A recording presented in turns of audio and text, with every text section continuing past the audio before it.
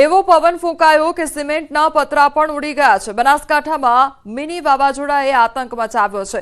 એવો પવન ફૂંકાયો કે સિમેન્ટના પતરા પણ તૂટી ગયા। રાત્રે આંધી તોફાનનો કહેર જોવા મળ્યો। દિવસે સામે આવ્યા દ્રશ્યો। વડગામના નાનોસણા ગામમાં તેજ પવનથી ભારે નુકસાન સર્જાયું છે। ખેતરમાં પશુઓ માટે બાંધેલા શેડના પતરા ઉડ્યા તો ખેતરમાં પશુના તબેલાના પતરા પણ ઉડતા નુકસાન વેઠવાનો વારો આવ્યો છે। અને સમાચાર પર નજર કરીએ તો જામનગરમાં રખડતા ઢોરનો ત્રાસ યથાવત જોવા મળી રહ્યો છે। વધુ એક વૃદ્ધાને આખલાએ અડફેટે લીધા તો પટેલવાડી વિસ્તારમાં આખલાનો આતંક સામે આવ્યો છે। વૃદ્ધ મહિલાને અડફેટે લેતા સીસીટીવી ફૂટેજ પણ સામે આવ્યા છે। તો વધુ એક વૃદ્ધાને અડફેટે લેવામાં આવ્યો છે અને તે અંગેનો આ સીસીટીવી ફૂટેજ પણ સામે આવ્યો છે। તેમજ આખલાનો આતંક જોવા મળ્યો છે। રખડતા ઢોરોના ત્રાસથી જે સ્થાનિકો છે તે हैरान परेशान થઈ રહ્યા છે અને અનેકવાર રજૂઆતો કરવામાં આવી છે તેમ છતાં આ અંગે કોઈપણ પ્રકારની કામગીરી કરવામાં આવતી નથી। ત્યારે વધુ એક આ ઘટના જામનગરની કે જ્યાં આખલા દ્વારા વૃદ્ધાને અડફેટે લેવામાં આવી છે અને તે અંગેની આખી ઘટના સીસીટીવીમાં કેદ થઈ છે।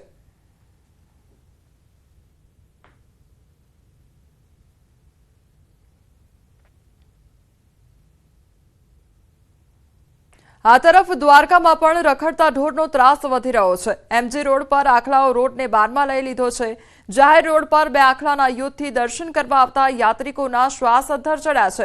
તો આખલા યુદ્ધથી 2 થી 3 જે ટુ વ્હીલર વાહનો હતા તેને પણ નુકસાન થયું છે। જે બાદ ધોકા વડે આખલાઓને છૂટા પાડવાના પ્રયાસ પણ કરવામાં આવ્યા અને યાત્રાધામમાં આખલાઓની અડફેટે અનેક લોકોના ઘાયલ પણ થઈ ચૂક્યા છે। ત્યારે આ સમસ્યાના કાયમી ઉકેલની સ્થાનિકો દ્વારા માંગ પણ કરવામાં આવી રહી છે।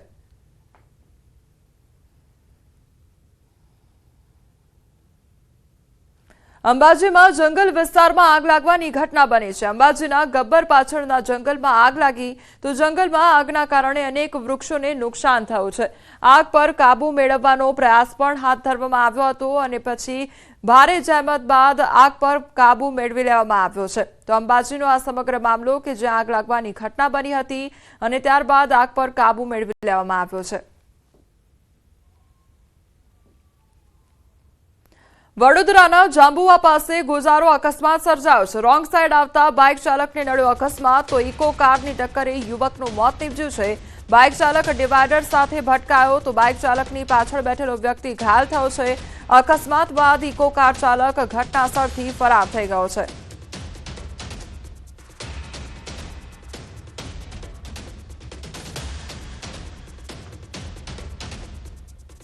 વડોદરા શહેરમાં ફરી હિટ એન્ડ રનનો બનાવ બન્યો તો ખિસકોલી સર્કલ પાસે મોડી રાતની આ ઘટના કે જ્યાં ખાનગી ટ્રાવેલ્સના ચાલકે બાઇક સવારને અડફેટે લીધો હતો।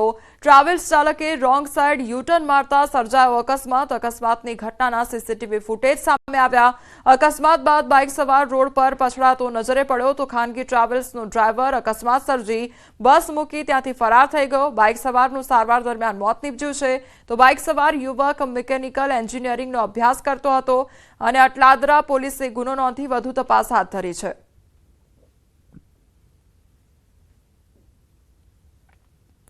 વડોદરાના ડભોઈથી જોખમી સવારીનો એક વિડીયો સામે આવ્યો છે। જીવના જોખમે ઇકો વાનમાં નિયમ કરતા વધારે મુસાફરો મુસાફરી કરતા દેખાયા છે। જોખમી રીતે દરવાજો ખુલ્લો કરી વાનના સીએનજી ટેન્ક પર બેઠેલા મુસાફરો નજરે પડી રહ્યા છે। Dabhoi statue of unity road પર જોખમી સવારીનો આ વિડીયો રાહદારીઓએ કેમેરામાં કેદ કર્યો છે। નોંધનીય છે કે વિડીયો વાયરલ થતા ટ્રાફિક પોલીસની કામગીરી પર સવાલ ઉઠી રહ્યા છે। લોકોના કહેવા મુજબ પોલીસ પ્રશાસનની નજર સામે ચાલતી આવી જોખમી સવારી મોટી દુર્ઘટના સર્જી શકે છે। ભરૂચમાં ખનીજ માફિયાઓ બેફામ બન્યા છે તો મુલદ ટોલ ટેક્સ પર બેરિયર તોડી ભાગી છૂટવાના 20 દિવસમાં 4 બનાવ સામે આવ્યા છે। ઠાકરધણી લખેલી ટ્રકના ચાલકોની દાદાગીરી સામે આવી છે। એક મહિલા ટોલકર્મી બેફામ ટ્રક ચાલકોને રોકવા જતા બાલ બચી હતી તો ખનીજ માફિયાઓના સીસીટીવી ફૂટેજ પણ સામે આવ્યા છે। અંકલેશ્વર બી ડિવિઝન પોલીસ સ્ટેશનમાં સદોષ માનવવધના પ્રયાસનો ગુનો દાખલ કરવામાં આવ્યો છે। 4 ટ્રક ચાલકો સામે પણ ગુનો નોંધવામાં આવ્યો છે। અંકલેશ્વરમાં ફરી તસ્કરોએ તરખાટ મચાવ્યો છે। દીવા રોડ પર જલારામનગરની આગળ આવેલ વાત્સલ્ય સોસાયટીમાં ત્રાટક્યા છે તસ્કરો। 3 બાઇક સવાર તસ્કરોએ ગણતરીની મિનિટોમાં જ દરવાજો તોડી ઘરમાં ચોરીનો પ્રયાસ કર્યો છે। પાડોશીઓ જાગી જતા તસ્કરો નાસી છૂટ્યા હતા તો ઘટનાના સીસીટીવી ફૂટેજ પણ સામે આવ્યા છે। રાત્રિ દરમિયાન પોલીસ પેટ્રોલિંગ કરવા સ્થાનિકોની માંગ ઉઠી છે। હિંમતનગરમાં ભાજપ સંગઠનની સંરચના બાદ વિવાદ સર્જાયો છે। નવા સંગઠનને લઈને શહેર ભાજપમાં અસંતોષ હોવાનું સામે આવ્યું તો ભાજપ શહેર પ્રમુખ સાથે વોર્ડ નંબર 4ના કાર્યકર્તાની વાતચીતની એક ઓડિયો ક્લિપ વાયરલ થતા ખળભળાટ મચ્યો છે। હિંમતનગર શહેર ભાજપ સંગઠનની રચનામાં પક્ષપાત અને જૂથવાદના આક્ષેપ થઈ રહ્યા છે। સેન્સ લીધા વિના જ પ્રક્રિયા થયાના પક્ષના જ લોકો આક્ષેપ કરી રહ્યા છે। વાયરલ ક્લિપમાં ભાજપ શહેર પ્રમુખને આકરા સવાલ કરવામાં આવ્યા તો તાલુકા પંચાયતમાં મહિલા ડેલિગેટના પતિને સંગઠનમાં સ્થાન મળતા સવાલ ઉઠાવ્યા છે। તેમજ એક જ વોર્ડમાંથી સંગઠનમાં વધારે પદની નિયુક્તિના આક્ષેપ પણ કરવામાં આવ્યા છે। અસંતોષને પગલે વોર્ડ નંબર 4ના કાર્યકરોએ રાજીનામું આપવાની ચીમકી પણ ઉચ્ચારી છે। તો ભાજપ સંગઠનની નવી સંરચના બાદ વિવાદ સર્જાયો અને હિંમતનગર શહેર ભાજપ સંગઠનની રચનામાં પક્ષપાત અને જૂથવાદનો આક્ષેપ છે તો શહેર ભાજપ પ્રમુખ ધારાસભ્ય પદાધિકારીઓ સહિતની સેન્સ લીધા વિના પ્રક્રિયાનો આક્ષેપ કરવામાં આવ્યો છે। સંગઠનની રચનામાં ચોક્કસ જૂથના હોદ્દેદારોને નિમણૂક કરાતા કાર્યકરોમાં રોષ વ્યાપ્યો છે। આ વ્યાજબી વસ્તુ નથી ભાઈ।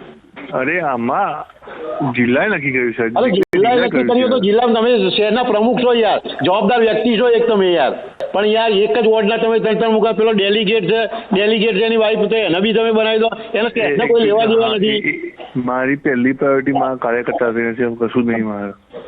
તમારી પહેલી પ્રાયોરિટી કાર્યકર્તાની હોત ને તો ધંધો જ ના થયો હોત। આ કોઈક દુકાનમાં બેહીને બધું કોઈક દુકાનમાં બેહીને જે વસ્તુ થઈ છે ને એ થવી જ ના જોઈએ। ખોટી વસ્તુ આ બધી કેવું છે, આપણે જે નામ હોય બધા કાર્યકર્તા નામ મોકલે મેં અને તોથી જિલ્લામાં હિંમતનગર રજપૂત કોઈ રજપૂતનો કોઈ કાર્યકર્તા જ નહીં તમને મળ્યો। પોરબંદરમાં 3 વ્યક્તિને ગોંધી રાખ્યાના ગુનામાં વધુ એક આરોપીની ધરપકડ કરવામાં આવી છે। આ કેસમાં ફરાર થયેલો હિરલબા જાડેજાનો ત્રીજો સાગરીત પણ મુંબઈથી ઝડપાયો છે તો બીજી તરફ અગાઉ પકડાયેલ આરોપીને સાથે રાખી પોલીસે હિરલબાના સૂરજ પેલેસ બંગલા ખાતે રીકન્સ્ટ્રક્શન કર્યું હતું। મહત્વનું છે કે ઇઝરાયલમાં રહેતી પોરબંદરની મહિલા પાસેથી 70 લાખ રૂપિયાની લેતી દેતી મામલે કુચડી ગામેથી મહિલા અને તેના પિતા તેમજ પતિ અને પુત્રનું અપહરણ કરવામાં આવ્યું હતું, જેને લઈને કુતિયાણાના પૂર્વ ધારાસભ્યના પત્ની હિરલબા જાડેજા સહિત 3 શખ્સો સામે ગુનો નોંધવામાં આવ્યો છે। રિમાન્ડ દરમિયાન મુખ્ય આરોપી હિરલબા જાડેજાની તબિયત લથડતા સારવાર અર્થે રાજકોટ ખસેડવામાં આવ્યા છે, ત્યારે આગામી સમયમાં આ મામલે વધુ અનેક ખુલાસાઓ થઈ શકે છે।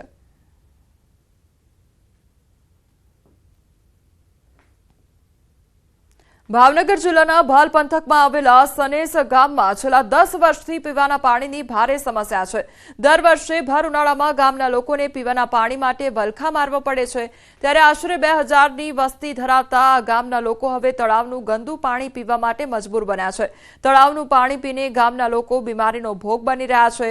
હાલ ગામના લોકોને પીવાનું પાણી ભરવા 5 થી 7 કિલોમીટર દૂર આવેલા તળાવ કે વેગળમાંથી પાણી ભરવા માટે જવું પડે છે।